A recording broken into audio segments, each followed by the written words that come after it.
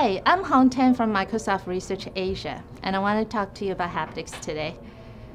We've all had the following experience. It's cold outside, so put on my gloves, go outside the house, take out my car keys, and I want to open the car door with my remote. I cannot feel the buttons on my key because I'm wearing a glove, so I look down, take a glance at the buttons, press on it, the door opens. The fact that I cannot feel these buttons does not bother me because I can always look at that key and find that button and execute a press. Now, what if I tell you this is exactly how we have been interacting with our computers? We touch that screen with a numb hand, but we cannot feel anything other than a piece of cold glass. We're developing technologies that's going to enable you to not only touch, but feel that computer screen. What we have done is we want to create a sensation when you type that's much more similar to a key click, not just an abstract sound, not just an abstract vibration. So we do this by taking the screen actually literally off of that phone and put piezoelectric materials under the bezel.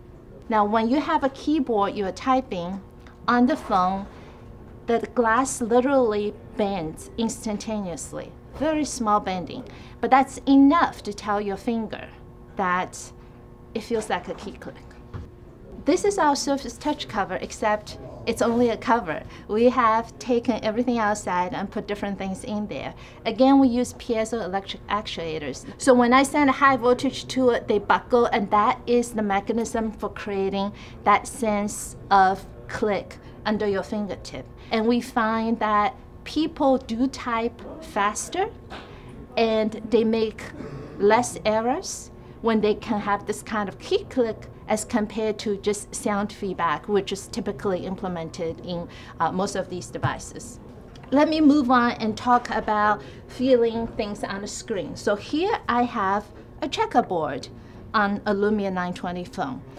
The black part feels a bit sticky, and the white part feels smoother.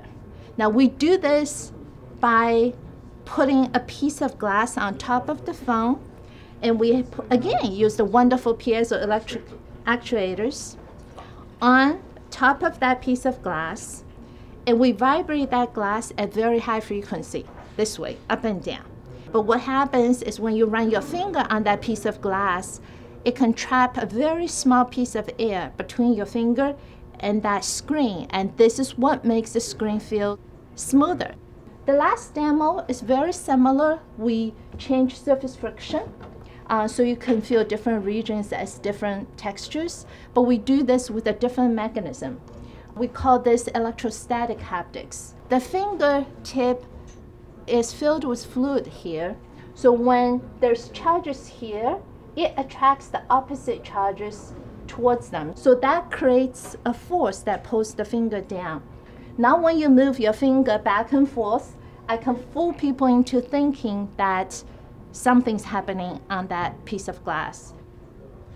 I hope that we've given you a glimpse into the future of human-computer interaction where we can not only reach out and touch, but feel what's on that computer screen.